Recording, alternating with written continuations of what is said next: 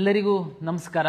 ಕರ್ನಾಟಕ ಪರೀಕ್ಷಾ ಪ್ರಾಧಿಕಾರ 2025ನೇ ಸಾಲಿನ ವಿವಿಧ ವೃತ್ತಿಪರ ಕೋರ್ಸ್ಗಳಿಗೆ ಸೀಟು ಹಂಚಿಕೆ ಮಾಡಲಿಕ್ಕೆ, ಕೌನ್ಸಿಲಿಂಗ್ ಶುರು ಮಾಡಲಿಕ್ಕೆ ಎಲ್ಲ ಥರದ ವ್ಯವಸ್ಥೆಯನ್ನು ಈಗಾಗಲೇ ನಾವು ಮಾಡಿಕೊಂಡಿದ್ದೀವಿ.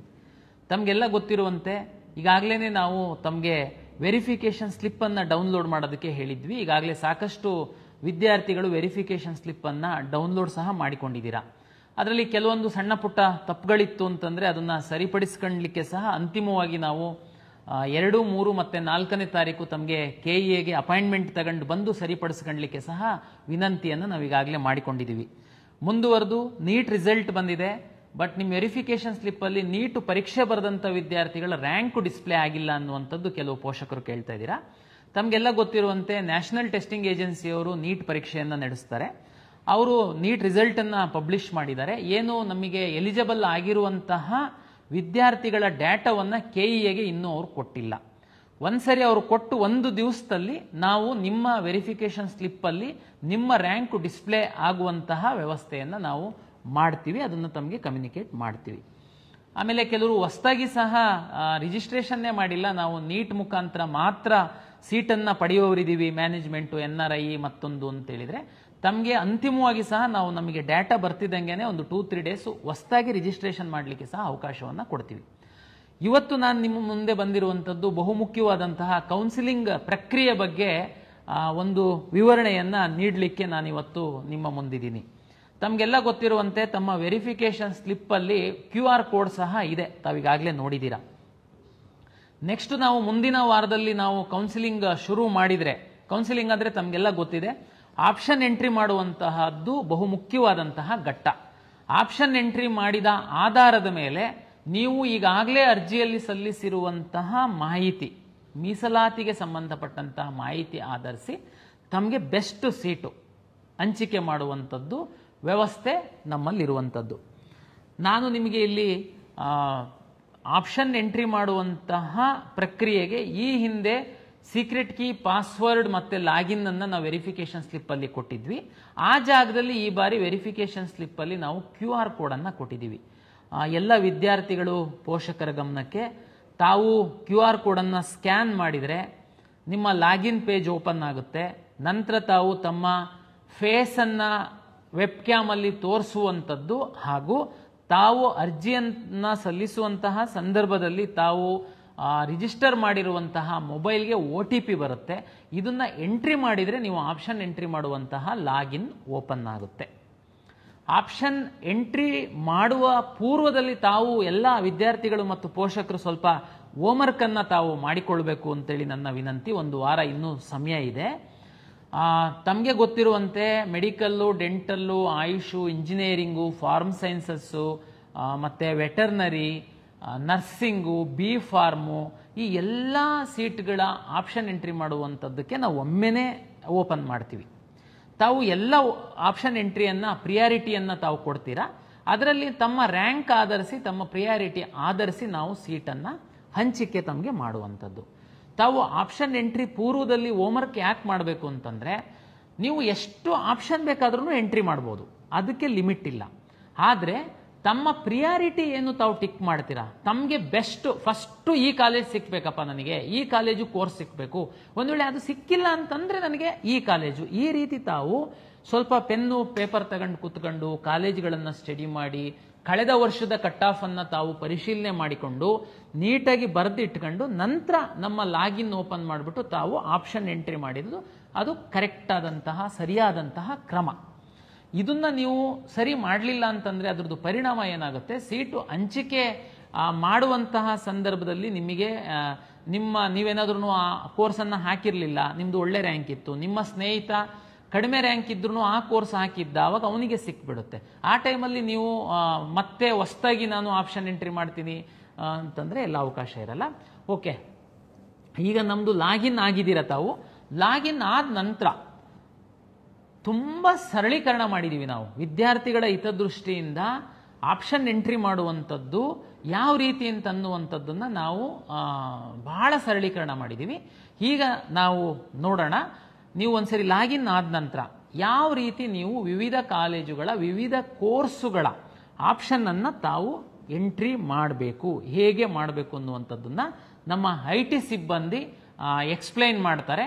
ತಾವು ದಯಮಾಡಿ ಇದನ್ನು ಗಮನವಿಟ್ಟು ಕೇಳಿ. ನೀವು ಯಾರ ಮೇಲೆ ಡಿಪೆಂಡ್ ಆಗುವಂಥ ಅಗತ್ಯ ಇಲ್ಲ. ಪ್ರಾಧಿಕಾರ ತುಂಬ ಸರಳೀಕರಣಗೊಳಿಸಿದೆ. ತಾವೇನೇ ಸ್ವತಃ ಆಪ್ಷನ್ ಎಂಟ್ರಿ ಮಾಡಲಿಕ್ಕೆ ಅವಕಾಶ ಇದೆ. ಓಕೆ, ಬನ್ನಿ ಈಗ ನಾವು ನಮ್ಮ IT ಸಿಬ್ಬಂದಿ ವಿವರಣೆಯನ್ನು ಕೊಡ್ತಾರೆ. ಯಾವ ರೀತಿ ನೀವು ಆಪ್ಷನ್ ಎಂಟ್ರಿ ಮಾಡುವಂಥದ್ದು ಅವಕಾಶಗಳಿದ್ದಾವೆ ಅಂತನ್ನುವಂಥದ್ದನ್ನು ತೋರಿಸಿಕೊಡ್ತಾರೆ. ನಮಸ್ಕಾರ. 2025ನೇ ಸಾಲಿನ ವೃತ್ತಿಪರ ಕೋರ್ಸುಗಳ ಪ್ರವೇಶಾತಿಗೆ ಆಪ್ಷನ್ ಎಂಟ್ರಿ ಯಾವ ರೀತಿ ಮಾಡಬೇಕು ಅನ್ನತಕ್ಕಂಥ ಈ ಪ್ರಾತ್ಯಕ್ಷಿಕೆ ನಿಮಗೆ ಸ್ವಾಗತವನ್ನು ಕೋರ್ತಾ ಇದ್ದೇವೆ.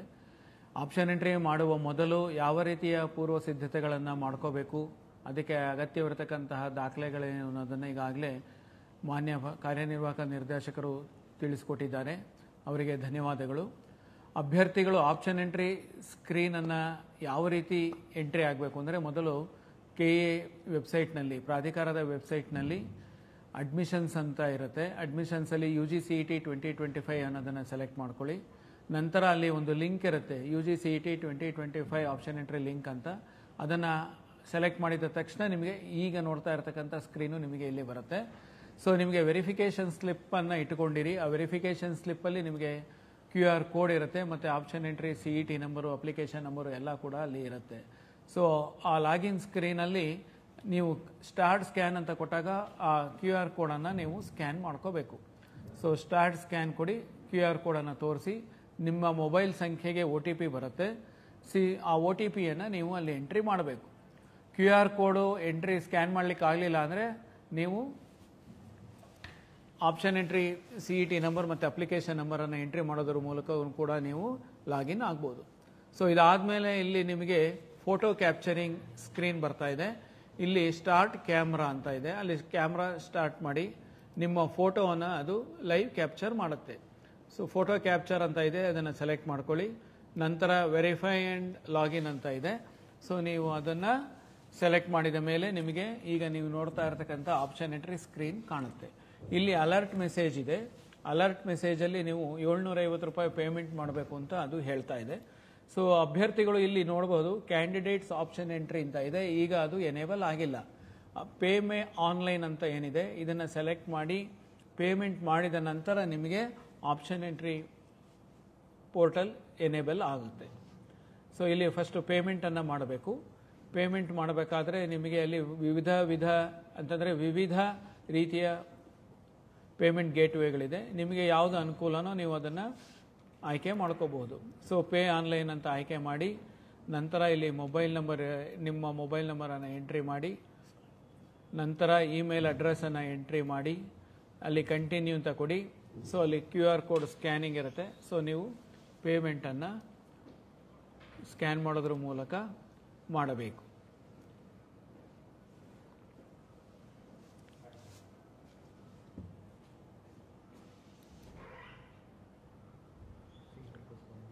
ಸೊ ಇಲ್ಲಿ ಟೆಸ್ಟಿಂಗಿಗೋಸ್ಕರ ಅಲ್ಲಿ ₹1 ಅಂತ ತೋರಿಸಿದೆ. ಸೊ ಎಲ್ಲ ಅಭ್ಯರ್ಥಿಗಳು 750 ರೂಪಾಯಿಯನ್ನು ಪೇಮೆಂಟ್ ಮಾಡಬೇಕಾಗತ್ತೆ. ಸೊ ಪೇಮೆಂಟ್ ಮಾಡಿದ ನಂತರ ಪೇಮೆಂಟ್ ಸಕ್ಸಸ್ಫುಲ್ ಅಂತ ಬರುತ್ತೆ. ಅದಾದಮೇಲೆ ಸಕ್ಸಸ್ ರಿಪೋರ್ಟ್ ಅಂತಲೂ ಕೂಡ ಇದೆ. ನೀವು ಅದನ್ನು ಕೂಡ ನೋಡಿಬಿಟ್ಟು ಅದನ್ನು ಪ್ರಿಂಟ್ ಕೂಡ ತೆಗೆದು ಇಟ್ಕೋಬಹುದು. ನಂತರ ನೀವು ಇಲ್ಲಿ ಆಪ್ಷನ್ ಎಂಟ್ರಿ ಸ್ಕ್ರೀನಿಗೆ ಬಂದು ಇಲ್ಲಿ ರಿಫ್ರೆಶನ್ನು ಮಾಡಿ. ಓಕೆ, ಸೊ ರಿಫ್ರೆಶ್ ಮಾಡಿದ ತಕ್ಷಣ ನಿಮಗೆ ಅಲ್ಲಿ ಕ್ಯಾಂಡಿಡೇಟ್ಸ್ ಆಪ್ಷನ್ ಎಂಟ್ರಿ ಲಿಂಕ್ ಅಂತ ಇದೆ ನೋಡಿ, ಈಗ ಅದು ಎನೇಬಲ್ ಆಗಿದೆ. ಸೊ ಇದೇ ರೀತಿ ಆಪ್ಷನ್ ಎಂಟ್ರಿ ಎಕ್ಸಾಂಪಲ್ ಅಂತ ನೀವು ನೋಡಬಹುದು. ಡೀಟೇಲ್ಡ್ ಆಪ್ಷನ್ ವರ್ಕ್ಶೀಟ್ ಇದೆ, ಪ್ರಿಂಟ್ ಆಪ್ಷನ್ ಇದೆ, ಅದೇ ರೀತಿ ಇಲ್ಲಿ ರ್ಯಾಂಕ್ಸ್ ಅಂತ ಇದೆ. ನಿಮಗೆ ಬಂದಿರತಕ್ಕಂಥ ಡಿಸಿಪ್ಲಿನ್ ವೈಸ್ ರ್ಯಾಂಕ್ಸ್ ಇಲ್ಲಿ ತೋರಿಸುತ್ತೆ. ನೀವು ಎಷ್ಟು ಡಿಸಿಪ್ಲಿನ್ಗೆ ಎಲಿಜಿಬಲ್ ಇದ್ದೀರಿ, ಎಷ್ಟು ರ್ಯಾಂಕ್ಸ್ ಬಂದಿದೆ ನಿಮಗೆ ಅನ್ನೋದು ಅಲ್ಲಿ ನೀವು ನೋಡಬಹುದು. ರೈಟ್ ಸೈಡ್ ಸ್ಕ್ರೀನಲ್ಲಿ ನಿಮಗೆ ಕೋರ್ಸಸ್ ಅಂತ ಇದೆ, ಕಾಲೇಜಸ್ ಅಂತ ಇದೆ. ಸೊ ನೀವು ಕೋರ್ಸಸ್ ಸೆಲೆಕ್ಟ್ ಮಾಡಿದ್ರೆ ಯಾವ್ಯಾವ ಕೋರ್ಸುಗಳು ನಿಮಗೆ ಅಡ್ಮಿಷನ್ಸ್ಗೆ ಇದೆ ಅನ್ನೋದನ್ನು ನೀವು ನೋಡ್ತಾ ಇರ್ಬೋದು. ಇಲ್ಲಿ ಇಂಜಿನಿಯರಿಂಗು, ಮೆಡಿಕಲ್ಲು, ಈ ರೀತಿ ಪ್ರತಿಯೊಂದು ಇರುತ್ತೆ. ಸೊ ಅದೇ ರೀತಿ ನೀವು ಕಾಲೇಜಸ್ ಅಂತ ಇದೆ. ಸೊ ಆ ಕಾಲೇಜಸನ್ನು ಸೆಲೆಕ್ಟ್ ಮಾಡಿದ್ರೆ ನಿಮಗೆ ಯಾವ್ಯಾವ ಕಾಲೇಜುಗಳು ಸರ್ಕಾರದಿಂದ ಅನುಮತಿ ಪಡೆದಿವೆ ಅನ್ನೋದು ಲಿಸ್ಟು ಕೂಡ ಅಲ್ಲಿ ನಿಮಗೆ ಕಾಣಸಿಗುತ್ತೆ. List of colleges approved by the government for seat allotment, ಇದಿಷ್ಟು ಕೂಡ ನಿಮಗೆ ಅಲ್ಲಿ ಡಿಸ್ಪ್ಲೇ ಆಗುತ್ತೆ. ಡಿಸಿಪ್ಲಿನ್ ವೈಸ್ ಅದು ನಿಮಗೆ ತೋರಿಸುತ್ತೆ. ಸೊ ನಾವು it is showing medical college list. ಈಗ ಮೆಡಿಕಲ್ ಕಾಲೇಜ್ ಲಿಸ್ಟ್ ತೋರಿಸ್ತಾ ಇದೆ. ಸೊ ಇದೇ ರೀತಿ ನಿಮಗೆ ಡೆಂಟಲ್ ಕಾಲೇಜ್ ಲಿಸ್ಟ್ ಬರುತ್ತೆ, ಅದೇ ರೀತಿ ಆಯುಷ್ ಕಾಲೇಜು, ಅದೇ ರೀತಿ ನಿಮಗೆ ಯೋಗ ಆ್ಯಂಡ್ ನ್ಯಾಚುರೋಪತಿ ಮತ್ತು ಆರ್ಕಿಟೆಕ್ಚರ್, ಸೊ ಇಂಜಿನಿಯರಿಂಗ್, ಸೊ ಈ ರೀತಿ ಪ್ರತಿಯೊಂದು ಡಿಸಿಪ್ಲಿನಲ್ಲೂ ಕೂಡ ನಿಮಗೆ ಲಿಸ್ಟ್ ಬರುತ್ತೆ. ಇಲ್ಲಿ ಏನಪ್ಪ ಪ್ರಾಮುಖ್ಯವಾಗಿ ನೀವು ಗಮನಿಸಬೇಕು ಅಂತಂದರೆ, ಯಾವ ಕಾಲೇಜು ನೀವು ನೋಡ್ತಾ ಇದ್ದೀರಿ ಆ ಕಾಲೇಜಲ್ಲಿ ಪಕ್ಕದಲ್ಲಿ ನಿಮಗೆ ಕಾಲೇಜ್ ಇನ್ಫಾರ್ಮೇಷನ್ ಅಂತ ಇದೆ. ಇದನ್ನು ನೀವು ಕ್ಲಿಕ್ ಮಾಡಿದ್ರೆ ಆ ಕಾಲೇಜಿನ ಬಗ್ಗೆ ಮಾಹಿತಿ ಕೂಡ ನಿಮಗೆ ಅಲ್ಲಿ ಡಿಸ್ಪ್ಲೇ ಆಗುತ್ತೆ.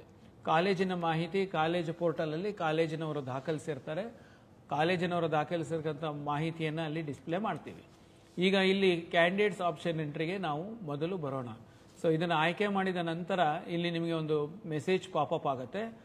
I am aware that the options entered by me for the first round will continue as it is for all the subsequent rounds of online seat allotment. ಈ ಥರ ಇದೆ ಇಲ್ಲಿ ಅಂತಂದರೆ, ನಾವು ಮೊದಲನೇ ರೌಂಡ್ ಸುತ್ತಿಗೆ ಏನು ಆಪ್ಷನ್ಸನ್ನು ಎಂಟ್ರಿ ಮಾಡ್ತೀವಿ ಅದು ಎಲ್ಲ ಸುತ್ತುಗಳಿಗೂ ಕೂಡ ಇರುತ್ತೆ.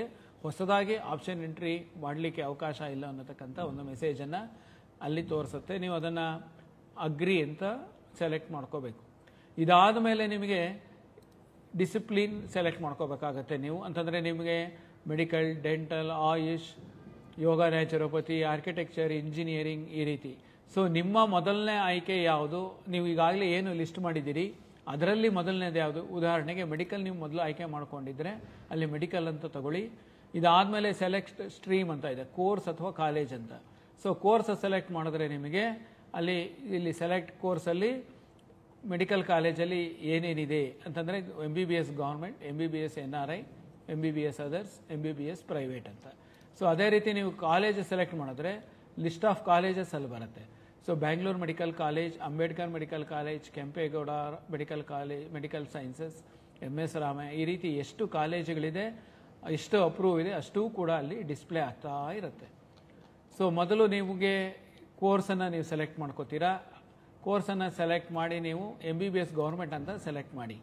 ಸೊ MBBS ಗೌರ್ಮೆಂಟ್ ಅಂತ ನೀವು ಸೆಲೆಕ್ಟ್ ಮಾಡಿದ್ರೆ ನಿಮಗೆ ಅಲ್ಲಿ ಎಷ್ಟು ಗೌರ್ಮೆಂಟ್ ಶೇರ್ ಆಫ್ ಸೀಟ್ಸ್ ಯಾವ್ಯಾವ ಕಾಲೇಜಲ್ಲಿದೆ ಅದರ ಕಾಲೇಜು ಮತ್ತು ಫೀಸ್ ಏನು ಅದು ಕೂಡ ಅಲ್ಲಿ ಡಿಸ್ಪ್ಲೇ ಆಗುತ್ತೆ.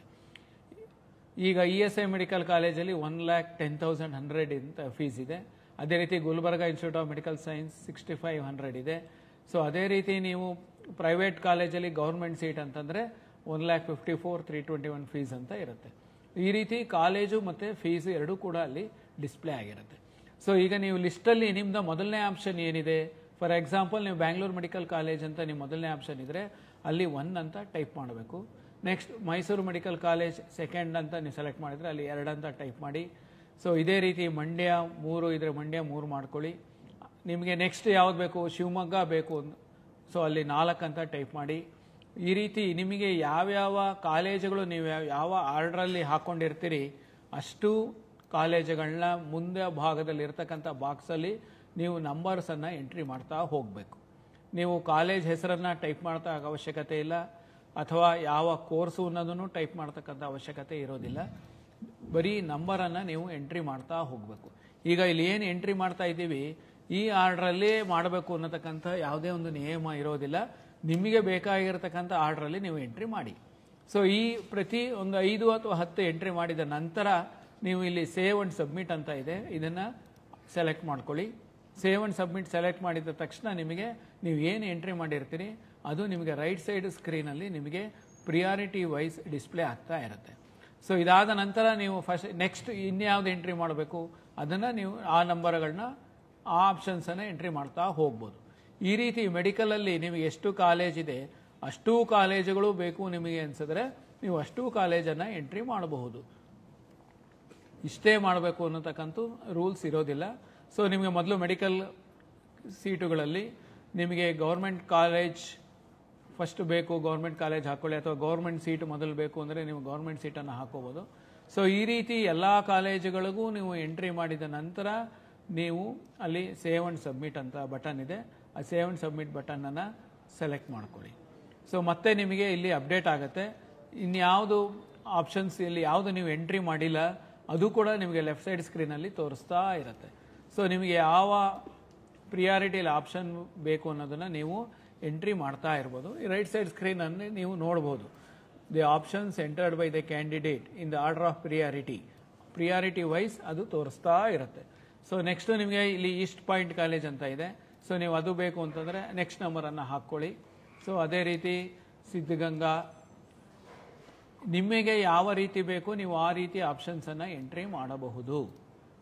ಓಕೆ, ಸೊ ಈ ರೀತಿ ನೀವು ಎಂಟ್ರಿ ಮಾಡ್ತಾ ಮಾಡ್ತಾ ಅಲ್ಲಿ ಸೇವ್ ಅಂಡ್ ಸಬ್ಮಿಟ್ ಅಂತ ಬಟನ್ ಇದೆ. ಆ ಸೇವ್ ಅಂಡ್ ಸಬ್ಮಿಟ್ ಬಟನನ್ನು ಸೆಲೆಕ್ಟ್ ಮಾಡ್ತಾ ಇದ್ದರೆ ನೀವು ರೈಟ್ ಸೈಡ್ ಸ್ಕ್ರೀನಲ್ಲಿ ನೋಡ್ಬೋದು. ಈಗ ನೀವು ಮೆಡಿಕಲ್ ಎಲ್ಲ ಕಾಲೇಜುಗಳು ಆಪ್ಷನ್ಸನ್ನು ಮುಗಿಸಿದ್ದೀರಾ, ನನಗೆ ಮೆಡಿಕಲ್ ನಾನು ಈಗ ಇಷ್ಟು ಸಾಕು, ನನಗೆ ನೆಕ್ಸ್ಟ್ ನಾನು ಪ್ರೈವೇಟ್ ಸೀಟ್ ಬೇಕು ನನಗೆ ಅಂತಂದರೆ ಅಲ್ಲಿ MBBS ಪ್ರೈವೇಟ್ ಅಂತ ಇದೆ. ಸೊ MBBS ಪ್ರೈವೇಟ್ ಸೆಲೆಕ್ಟ್ ಮಾಡಿದ್ರೆ ತಿರ್ಗಾ ಈಗ ಡಿಸ್ಪ್ಲೇ ಆಗುತ್ತೆ. ಸೊ ಆ ಡಿಸ್ಪ್ಲೇ ಆಗಿದ ತಕ್ಷಣ ನೀವು ಆ ಪ್ರಿಯಾರಿಟಿ ನಂಬರನ್ನು ಎಂಟ್ರಿ ಮಾಡ್ಕೋಬಹುದು. ಸೊ ಈಗ ಅಲ್ಲಿ 21 ಆಗಿದೆ. ಸೊ ನೆಕ್ಸ್ಟ್ ನಿಮ್ಗೆ ಯಾವ್ದು ಬೇಕು, ಅಂಬೇಡ್ಕರ್ ಮೆಡಿಕಲ್ ಕಾಲೇಜ್ 22 ಅಂದರೆ 22 ಸೆಲೆಕ್ಟ್ ಮಾಡ್ಕೊಳ್ಳಿ. ನೆಕ್ಸ್ಟು ಕಿಮ್ಸಲ್ಲಿ 23 ಇದೆ, ನೆಕ್ಸ್ಟು 24. ಈ ರೀತಿ ನಿಮಗೆ ಪ್ರಿಯಾರಿಟಿ ನಂಬರ್ ನೀವೇನು ಎಂಟ್ರಿ ರೆಡಿ ಇಟ್ಕೊಂಡಿರ್ತೀರಿ ಆ ಪ್ರಿಯಾರಿಟಿ ನಂಬರನ್ನು ಅಲ್ಲಿ ದಾಖಲಿಸ್ತಾ ಹೋಗಬೇಕು. ಸೊ ಪ್ರಿಯಾರಿಟಿ ನಂಬರ್ ನೀವು ಆ ಬಾಕ್ಸಲ್ಲಿ ಎಂಟ್ರಿ ಮಾಡಬೇಕು. ನಂತರ ಸೇವ್ ಅಂಡ್ ಸಬ್ಮಿಟ್ ಬಟನನ್ನು ಮಾಡಬೇಕು. ಇದಾದಮೇಲೆ ನಿಮಗೆ MBBS ಅಲ್ಲೇ ನಿಮಗೆ ಇನ್ನೂ 2 ಕೋರ್ಸಸ್ ಇರ್ತದೆ, ಅನ್ನೋದು 2 ವರ್ಗ ಇರುತ್ತೆ, NRI ಮತ್ತು ಅದರ್ಸ್ ಅಂತ. ಸೊ NRI ಬೇಕು ಅಂತಂದರೆ ನೀವು NRI ಕೋರ್ಸನ್ನು ಸೆಲೆಕ್ಟ್ ಮಾಡ್ಕೊಳ್ಳಿ. ಕಾಲೇಜು ಮತ್ತು ಫೀಸ್ ಬರುತ್ತೆ.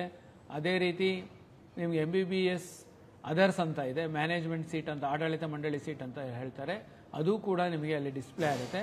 ನಿಮಗೆ ಆಸಕ್ತಿ ಇದ್ದರೆ ನೀವು ಆ ಆಪ್ಷನ್ಸ್ಗಳನ್ನ ಕೂಡ ನೀವು ದಾಖಲಿಸ್ಬೋದು. ಫೀ ಸ್ಟ್ರಕ್ಚರ್ ಕೊಟ್ಟಿದ್ದಾರೆ, ಆ ಫೀ ಸ್ಟ್ರಕ್ಚರನ್ನು ನೋಡ್ಕೊಳ್ಳಿ. ಸೊ ಇದಾದ ನಂತರ ನೀವು ಮೆಡಿಕಲ್ ಆದಮೇಲೆ ನನಗೆ ಡೆಂಟಲ್ ಬೇಕಾ ಅಥವಾ ಆಯುಷ್ ಬೇಕಾ ಅಥವಾ ಯೋಗ ಬೇಕಾ ಅಥವಾ ಇಂಜಿನಿಯರಿಂಗ್ ಬೇಕಾ, ನೀವು ಅದನ್ನು ಆಯ್ಕೆ ಮಾಡ್ಕೊಳ್ಳಿ. ಸೊ ನೆಕ್ಸ್ಟ್ ಡಿಸಿಪ್ಲಿನ್ ನಿಮ್ಗೆ ಇಂಜಿನಿಯರಿಂಗ್ ಬೇಕು ಅಂತಂದರೆ ಇದಾದಮೇಲೆ ನೀವು ಇಂಜಿನಿಯರಿಂಗನ್ನು ಕಂಟಿನ್ಯೂ ಮಾಡ್ಬೋದು. ಇಲ್ಲೂ ಕೂಡ ಕೋರ್ಸನ್ನು ಸೆಲೆಕ್ಟ್ ಮಾಡ್ಕೋಬೋದು, ಕಾಲೇಜನ್ನು ಕೂಡ ನೀವು ಸೆಲೆಕ್ಟ್ ಮಾಡ್ಕೋಬಹುದು. ಸೊ ಯಾವ ಕಾಲೇಜ್ ಬೇಕು ಅನ್ನೋದು ಅಲ್ಲಿ ಬರುತ್ತೆ. ಆ ಕಾಲೇಜನ್ನು ಸೆಲೆಕ್ಟ್ ಮಾಡಿದಾಗ ಆ ಕಾಲೇಜಲ್ಲಿ ಏನು ಕೋರ್ಸ್ಗಳಿದೆ ಅನ್ನೋದು ನಿಮಗೆ ಇಲ್ಲಿ ಬರುತ್ತೆ. ಈಗ university Visvesvaraya UVCE Bangalore select ಮಾಡಿದ್ದೀರಾ. ಇದರಲ್ಲಿ ನಿಮಗೆ ಆರ್ಟಿಫಿಷಿಯಲ್ ಇಂಟೆಲಿಜೆನ್ಸ್ ಇದೆ, civil engineering, computer science engineering, electrical, electronics and communication, ಈ ರೀತಿ ಆ ಕಾಲೇಜಲ್ಲಿ ಇರತಕ್ಕಂಥ ಕೋರ್ಸ್ಗಳು ಡಿಸ್ಪ್ಲೇ ಆಗುತ್ತೆ. ಸೊ ನಿಮಗೆ ಯಾವ ಕೋರ್ಸ್ ಬೇಕು ಅನ್ನೋದನ್ನು ನೀವು ಆಯ್ಕೆ ಮಾಡಿರ್ತೀರಿ. ಸೊ ನೆಕ್ಸ್ಟ್ ಪ್ರಿಯಾರಿಟಿ ನಂಬರನ್ನು ನೀವು ಅಲ್ಲಿ ಎಂಟ್ರಿ ಮಾಡಬೇಕು. ಫಾರ್ ಎಕ್ಸಾಂಪಲ್ ನಿಮಗೆ ಕಂಪ್ಯೂಟರ್ ಸೈನ್ಸ್ UVCE ಅಂತಂದರೆ ನೆಕ್ಸ್ಟ್ ನಂಬರ್ ಈಸ್ 29. ಸೊ ಈ ನೆಕ್ಸ್ಟ್ ಈಸ್ ಎಲೆಕ್ಟ್ರಾನಿಕ್ಸ್ 30. ಸೊ ಇವೆರಡೇ ಸಾಕು ನನಗೆ, ಇಲ್ಲ ನಾನು ಇನ್ನೂ ಒಂದು ಬೇರೆ ಕಾಲೇಜಲ್ಲಿ ಎಗೈನ್ ನಾನು ಕಂಪ್ಯೂಟರ್ ಸೈನ್ಸೇ ತಗೋತೀನಿ ಅಂತಂದರೆ ನಿಮ್ಗೆ ಯಾವ ಕಾಲೇಜ್ ಬೇಕು ಆ ಕಾಲೇಜನ್ನು ಸೆಲೆಕ್ಟ್ ಮಾಡ್ಕೊಳ್ಳಿ. ಸೊ BMS ಕಾಲೇಜ್, ಪ್ರತಿಯೊಂದು ಕಾಲೇಜು ಇರುತ್ತೆ ನೋಡಿ, Ambedkar, RV, Ramaiah, order by college code ಇರುತ್ತೆ. ನಿಮಗೆ ಯಾವ ಆರ್ಡ್ರಲ್ಲಿ ಬೇಕು ಆ ಕಾಲೇಜನ್ನು ನೀವು ಸೆಲೆಕ್ಟ್ ಮಾಡ್ಕೋಬಹುದು.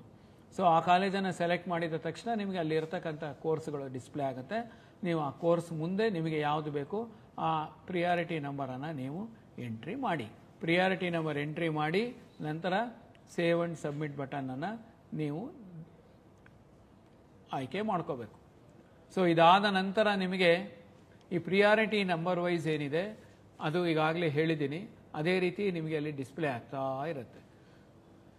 ಸೊ ನೆಕ್ಸ್ಟ್ ನಿಮಗೆ ಇಂಜಿನಿಯರಿಂಗು ನಾನು ಒಂದು 100 ಕಾಲೇಜ್ ಮಾಡಿದ್ದೀನಿ ಅಥವಾ ಒಂದು 10 ಕಾಲೇಜ್ ಮಾಡಿದ್ದೀನಿ. ಸೊ ನಂದು ನೆಕ್ಸ್ಟು ಅಕಸ್ಮಾತ್ ನನಗೆ ಇಂಜಿನಿಯರಿಂಗು ಸಿಕ್ಕಲಿಲ್ಲ, ಮೆಡಿಕಲ್ಲು ಸಿಕ್ಕಲಿಲ್ಲ, ನೆಕ್ಸ್ಟ್ ಆಪ್ಷನ್ ಅಂದೇನು, ಡೆಂಟಲ್ ಮಾಡ್ತೀನಾ, ಆಯುಷ್ ಮಾಡ್ತೀನಾ ಅಥವಾ ನ್ಯಾಚುರೋಪತಿ ಮಾಡ್ತೀನಾ, I am interested in agriculture, food science, nursing, veterinary. So ಈ ರೀತಿ ನೀವು ಆಯ್ಕೆ ಮಾಡ್ಕೋಬೋದು. ಸೊ ವೆಟ್ರನರಿ ಕೋರ್ಸ್ಗಳನ್ನ ಕಾಲೇಜನ್ನು ನೀವು ಆಯ್ಕೆ ಮಾಡಿದರೆ ಅಲ್ಲಿ ನಿಮಗೆ ಅದು ಡಿಸ್ಪ್ಲೇ ಆಗುತ್ತೆ. ಸೊ ನೆಕ್ಸ್ಟ್ ನಮ್ಮ ನಂಬರ್ ಏನಿದೆ ಆ ಪ್ರಿಯಾರಿಟಿ ನಂಬರನ್ನು ನೀವು ಎಂಟ್ರಿ ಮಾಡ್ತಾ ಹೋಗ್ಬೋದು. ಸೊ ಎಂಟ್ರಿ ಮಾಡಿ ಸೇವ್ ಅಂಡ್ ಸಬ್ಮಿಟ್ ಅಂತ ಇರುತ್ತೆ, ಸೇವ್ ಅಂಡ್ ಸಬ್ಮಿಟ್ ಮಾಡ್ಕೊಳ್ಳಿ. ದೆನ್ ಮತ್ತೆ ನೀವು ಬೇರೆ ಎಂಟ್ರಿ ಮಾಡ್ಕೋಬೇಕು ಅಂತಂದರೆ ನಿಮಗೆ ಯಾವುದು ಇಷ್ಟ ಇದೆ. ಈಗ ಇಲ್ಲಿ ವೆಟ್ರನರಿ ಸೆಲೆಕ್ಟ್ ಮಾಡಿದ್ದೀನಿ. ಸೊ ವೆಟ್ರನರಿ ಕಾಲೇಜುಗಳು ಬರ್ತಾ ಇದೆ. ಆ ವೆಟ್ರನರಿ ಕಾಲೇಜಿನ ಮುಂದೆ ನಿಮಗೆ ಯಾವುದು ಬೇಕು ಆ ನಂಬರನ್ನು ಎಂಟ್ರಿ ಮಾಡ್ತಾ ಹೋಗಿ. ಸೊ ಇಷ್ಟೇ ಮಾಡಬೇಕು, ಇಷ್ಟೇ ಆರ್ಡ್ರಲ್ಲಿ ಇರಬೇಕು ಅನ್ನತಕ್ಕಂಥ ಏನೂ ಇಲ್ಲ. ಈಗ ನಾನು ನಿಮಗೆ ತೋರಿಸ್ತಾ ಇರ್ತಕ್ಕಂಥದ್ದು ಬರೀ ನಂಬರ್ಸ್ ಅಷ್ಟೇ. ಯಾವ ರೀತಿ ನಂಬರ್ಸನ್ನು ನೀವು ಎಂಟ್ರಿ ಮಾಡಬೇಕು ಅನ್ನೋದನ್ನು ಮಾತ್ರ ಇಲ್ಲಿ ನೀವು ನೋಡ್ತಾ ಇದ್ದೀರಿ. ಸೊ ಎಂಟ್ರಿ ಮಾಡಿದ ಮೇಲೆ ನೀವು ಸೇವ್ ಅಂಡ್ ಸಬ್ಮಿಟ್ ಮಾಡಿ. ಸೇವ್ ಅಂಡ್ ಸಬ್ಮಿಟ್ ಮಾಡಿದ ಮೇಲೆ ನಿಮಗೆ ರೈಟ್ ಸೈಡ್ ಸ್ಕ್ರೀನಲ್ಲಿ ಬರುತ್ತೆ. ಸೊ ಈ ರೀತಿ ನೀವು ಒಂದು 200 ಆಪ್ಷನ್ ಸೆಲೆಕ್ಟ್ ಮಾಡಿದರೆ ಆ 200 ಒಂದು 3-4 ಡಿಸಿಪ್ಲಿನ್ ಸೇರಿ ಇದ್ದರೆ ಅಷ್ಟು ಡಿಸಿಪ್ಲಿನ್ 200 ಆಪ್ಷನ್ಸನ್ನು ಎಂಟ್ರಿ ಮಾಡಿ ಪ್ರತಿ 5 ಅಥವಾ 10 ಆಪ್ಷನ್ಸ್ಗೆ ಸೇವ್ ಅಂಡ್ ಸಬ್ಮಿಟ್ ಬಟನನ್ನು ಯೂಸ್ ಮಾಡಿ. ಎಲ್ಲ ಮುಗಿದ ನಂತರ ನಿಮಗೆ ಇಲ್ಲಿ ಡೌನ್ಲೋಡ್ ಆಪ್ಷನ್ ಎಂಟ್ರಿ ರಿಪೋರ್ಟ್ ಅಂತ ಕಾಣ್ತಾ ಇದೆ ಮತ್ತು ಅಪ್ಡೇಟ್ ಅಂತ ಕಾಣ್ತಾ ಇದೆ.